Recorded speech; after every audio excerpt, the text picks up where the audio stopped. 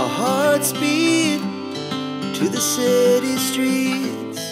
We began to feel. আসসালামু আলাইকুম, চলে আসলাম life in abroad with Nazia থেকে। আজকে একটা বাসা দেখাবো। বাসাটা হলো কি, আমাদের বাসা চেঞ্জ করতে হবে। আমরা যেখানে আছি সেটা আমরা দুই মাসের জন্য নিয়েছিলাম, কারণ আমরা পার্মানেন্টলি যে বাসায় উঠবো সেটাতে এমআরএস আইডি কার্ড না হওয়া পর্যন্ত আসলে ওটা নেওয়া যাবে না। কারণ এমআরএস আইডি হলে তখন চেক অ্যাকাউন্ট হলে, ব্যাঙ্ক অ্যাকাউন্ট হলে চেক দিয়ে বাসা দেখিয়ে বাসা নেওয়া যায়।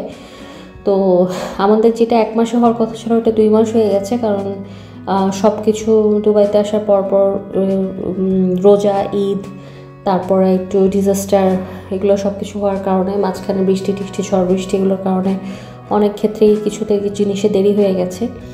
তো যাই হোক, এখন তো 2 মাস হতে চললো। এখন আমাদের পার্মানেন্ট বাসা খোঁজার সময়। তো বাংলাদেশ হোক, নিজের দেশ হোক বা অন্য দেশ হোক, বাসা খোঁজাটা আসলে অনেক টাফ। কিন্তু আমরা মনে করেছিলাম হয়তো দুবাইতে এসে বাসা পেয়ে যাব, কারণ আসার আগে অনেক ইউটিউব দেখে এসেছিলাম। কিন্তু এখানে এসে দেখছি যে না, আসলে পরিস্থিতি একদমই ডিফারেন্ট। আর বাসাটা খোঁজা এখানে খুবই টাফ, সহজে পাওয়া যায় না। কেন পাওয়া যায় না? আর পুরা দুবাই মানুষ পুরা ভরে গেছে, আজমান সহ, শারজা সহ। কেন একদম মানুষ ঘিচঘিচ করছে এবং প্রত্যেকটা অ্যাপার্টমেন্ট, প্রত্যেকটা বিল্ডিং কেন ফুল হয়ে গেছে, সেটার জন্য একটা বিশাল বড় কারণ আছে। তো যেটা আমরা শুনে খুব অবাক হয়ে গেছি।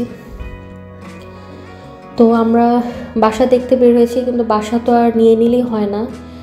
বাজেট অনুযায়ী, নিজেদের রিকোয়ারমেন্ট অনুযায়ী বাসা নিতে হবে, কারণ আমরা ফ্যামিলি মেম্বার্স, বাচ্চারা বড় হয়ে গেছে। তো ওইভাবেই আমাদেরকে ওইভাবেই বাসা নিতে হবে, যে আমরা যেন একটু কমফিভাবে থাকতে পারি। কিন্তু আবার আমাদের বাজেটটাও দেখতে হবে, আবার এনভায়রনমেন্টটাও দেখতে হবে। তো সব কিছু মিলে আমরা বাসা দেখছিলাম। তো কিছুক্ষণ আগে একটা বাসা আপনারা দেখলেন, আমি কথা বলতে বলতে দেখালাম। বাসাটা মোটামুটি পছন্দ হয়েছে, কিন্তু যে নেওয়ার মতো না আর কি। মানে আমাদের রিকোয়ারমেন্টগুলো কি, আমার রিকোয়ারমেন্ট ছিল হলো কি 2টা বাথরুম লাগবে, ওখানে একটা টয়লেট ছিল, একটা বাথরুম। তো এই যে আরেকটা বাসা দেখলাম, ঢুকতে তো পারিনি, পুরো হাঁটু সমান পানি, মোটামুটি পানি বেয়ে যেতে হবে। তো আমাদের যে বাসাগুলো আমরা দেখেছি আমাদের পছন্দই হয়নি, এক কথায় আসলে পছন্দ হয়নি। টাকা দিয়ে বাসা নিব, কিন্তু পছন্দ হবে না, আর ওইখানে তো থাকতে হবে আমাদেরকে। তো ওরকম বাসা আমাদের পছন্দ হয়নি, আমরা নিব না, এই আর কি। আর আমার রিকোয়ারমেন্টস ছিল হলো গিয়ে 2টা বাথরুমের, 2টা ওয়াশরুমের, কারণ 2টা ওয়াশরুম লাগেই ইমার্জেন্সি ইস্যুর জন্য, এই আর কি। তো এটা পরের দিনের একটা ভিডিও। এটা হলো আমাদের এমিরেটস সিটিতে একটা বাসা দেখতে গেছিলাম। এটা হলো কি আজমান এমিরেটস সিটি। এটা একদমই বলতে গেলে মরুভূমির উপরে, একদম সব কিছুর থেকে দূরে। আশেপাশে দেখে আপনারা বুঝতে পারছেন মরুভূমির উপরে, এরকম মরুভূমির মতোই সব হলুদ হলুদ বিল্ডিং, বিশাল বড় বড়, দেখলেও ভয় লাগে। আশেপাশে তেমন কিছুই নাই, একদম সব কিছুর থেকে দূরে। আমরা মনে করেছিলাম এখানে এসে হয়তো আমরা বিল্ডিংগুলোর মধ্যে কিছু ফ্ল্যাটসগুলো খালি পাবো, বাট আমাদের ধারণা ভুল ছিল। কারণ এখানে অ্যাপস দেখে, যেসব অ্যাপস আছে, অ্যাপস দেখে হয়তো আসা যায়, বাসা খুঁজে আসা যায়, কিন্তু ওখানে দেখা যায় যে বাসা খালি আছে। কিন্তু যখন আমরা এখানে আসি তখন দেখা যায় যে না, আসলে বাসা খালি নেই। তো যদি এজেন্টসদের সাথে কথা বলা যায়, ওনারা যদি বলে হ্যাঁ আপনারা আসেন, বাসা খালি আছে, বলে একরকম, দেখায় আরেক রকম। তো আমরা এই বাসাটাও দেখতে এসেছিলাম। আমাদের রিকোয়ারমেন্টস ছিল 2টা বাথরুমের। তো এই যে বাসাটা দেখতে এসেছি, কিন্তু প্রচণ্ড রকম নোংরা, মানে ঢুকতে ইচ্ছা করছিল না। নোংরা বলতে তো ময়লা টয়লা, ডাস্ট, বালু পড়ে থাকা ব্যাপার না, কিন্তু প্রচণ্ড বিশ্রী গন্ধ ছিল বাসার ভিতরে। টয়লেট থেকে আসছিল মনে হয়। আর ওই যে ড্রয়িং রুম, ডান পাশে কিচেন। আর এখানে দুবাইয়ের কিচেনগুলো অবশ্য খুব বড় হয়, আলহামদুলিল্লাহ এদিক দিয়ে খুব ভালো। কারণ যারা আমরা রান্না বান্না করি, আমাদের মহিলাদেরকে কিচেনে বেশিরভাগ সময় থাকতে হয়। তো এটাতে আমি হ্যাপি। আর এটা একটা হল রুম, 1 BHK বাসা। এটা হল রুম আর বেডরুম আছে একটা। তো এখানে অবশ্য টয়লেট আছে 2টা, এখানে 2টা ওয়াশরুম আমরা পেয়েছি। কিন্তু আপনারা দেখতে পাচ্ছেন প্রচণ্ড ময়লা। তো ময়লাটাও ব্যাপার না, ওরা মেনটেন্যান্স করে দিবে একদম, ইচ অ্যান্ড এভরিথিং। প্রথম ইয়ারেই ফার্স্ট একটা মেনটেন্যান্স যেটা করবে, একদম খুঁটিনাটি সব কিছু সুন্দরভাবে আমরা নিজেরাও যে দেখিয়ে দিতে পারি এটা এইভাবে করতে হবে, এভাবে করতে হবে, সেটাও তারা করে দিবে, কিন্তু এরপরে আর করে দিবে না। তো এটা আমরা দেখেছি, আমাদের পছন্দ হয়েছে। কিন্তু হাইট অনেক উঁচা, ভয়ঙ্কর রকমের হাইট। তার মধ্যে দরজা, উইন্ডোটাও যেটা আছে একদম মোটামুটি ভালোই খোলা, মানে বাচ্চা কাচ্চার ঘর আমার খুবই ভয় লাগে, আর আমার একটু হাইট ফোবিয়াও আছে। তো এই যে এখান থেকে আপনারা নিজেরা দেখলে বুঝতে পারবেন এখান থেকে নিচে কী পরিমাণ ভয়ঙ্কর দৃশ্য, মানে হাইটটাই আমার কাছে অনেক ভয়ঙ্কর লাগছে এই আর কি। তো আসলে আমার কাছে এটা, আমি দরজা লাগিয়ে দিয়ে চলে আসতেছি, এই বাসা মনে হয় না আমার নেওয়ার কোনো ইচ্ছা আছে। তো যেই কথা সেই কাজ, এই বাসা আসলে আমরা নিচ্ছি না। এইভাবেই আমরা ঘুরে ঘুরে আরও অনেক বাসা দেখছিলাম। আমার আম্মা সবসময়, আমরা যখন মালয়েশিয়াতে ছিলাম, আমার আম্মা সবসময় আমাকে বলতেন, জিজ্ঞেস করতেন যে, তখন উনি অসুস্থ ছিলেন, তারপর আমরা যখন চলে এসেছি জিজ্ঞেস করতেন যে তোমরা কত তারা বিল্ডিংয়ে থাকো, কারণ ওনারা সবসময় আমরা বাংলাদেশে থাকতেও সাজেস্ট করতো যে দোতলা তিনতলায় থাকতে হয়, সেটা যেন সামনে দিয়ে বারান্দায় গ্রিল থাকে। কিন্তু আসলে তখন তো ওনাদের সামনে থাকতাম দেখে হয়তো ওনারাই নিজেরা পছন্দ করে দিতেন। আর আমরা যখন এখানে চলে এসেছি তখন তো আমাদের মন মতো না নিতে পারলো, আমরা যেটা পাবো সেটাতে উঠতে হবে। তো আব্বা সবসময় আমার আম্মাকে বলতেন যে ওরা আসলে বেশি উঁচা বিল্ডিংয়ে থাকে না, ওরা 3-4 তলার উপরে থাকে।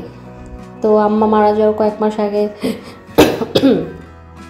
একদিন ভিডিও কলে আম্মা বললো যে একটু দেখো, অনেকক্ষণ ভিডিও কলে কথা বলতে বলতে তো আম্মা বললেন যে একটু বাসার বাইরেটা দেখাও তো, জানালা দিয়ে একটু বাইরেটা দেখি কেমন, কোন এনভায়রনমেন্টে থাকো তোমরা। তো আমি আমি বুঝি নাই যে আব্বা হয়তো আম্মাকে বলছে যে আমরা 3-4 তলায় থাকি, আর আমি যেভাবে দেখিয়ে ফেলবো বাইরেটা ভিউটা, তা আম্মা দেখে বুঝতে পারছে যে আমরা আসলে অনেক উঁচাই থাকি।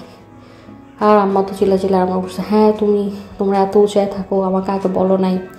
আসলে আমরা তখন প্রায় 27 ফ্লোরের উপরে থাকতাম। আসলে বাবা মার যেটা টেনশন চিন্তাই আর কি, যখন থাকে তখন বুঝি না, যখন না থাকে এখন বুঝি যে হ্যাঁ আসলে আমাদের জন্য টেনশন করতেন। তো যাই হোক, এখন আরেকটা বাসায় এসেছি। এটা হলো একটা স্টুডিও অ্যাপার্টমেন্ট। ওই যেটা বললাম, এজেন্টরা বলে একরকম, আমরা রিকোয়ারমেন্ট দিয়ে একরকম, বলে খালি আছে, এসে দেখে আরেক রকম। এখানে অবশ্য দরজা খোলাই থাকে, আমরা নিজেরা এসে ঢুকে দেখেছি।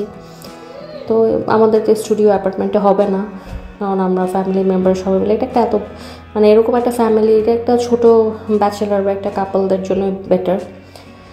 তো এখন আমরা বাসায় চলে যাব।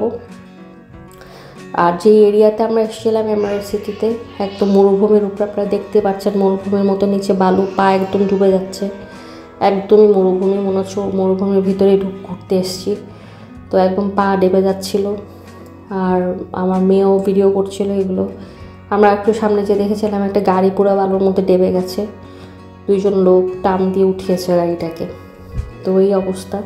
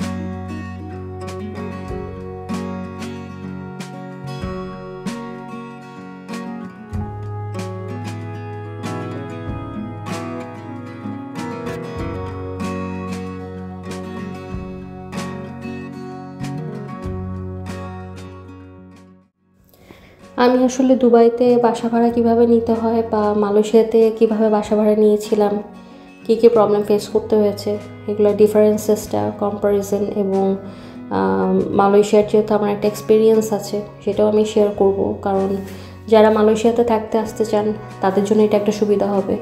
কারণ আজকাল অনেকেই যারা সেটেল হতে চান দেশের বাইরে, মালয়েশিয়া বা অন্য দেশে, সবাই ইউটিউব দেখে ওইটার মাধ্যমে অনেক আইডিয়া করে তারপর আপনারা যান, আর তাদের জন্য অনেক সুবিধা হয়। তো আমি আমার ভিউয়ার্সদেরকে বা যারা আসতে চান তাদের সুবিধার্থে আমি এরকম একটা চ্যানেল, একটা ভিডিও দিব যে এই যে গাড়ি একটা, এটাও কিন্তু এখানে আটকে গেছে বালুর মধ্যে।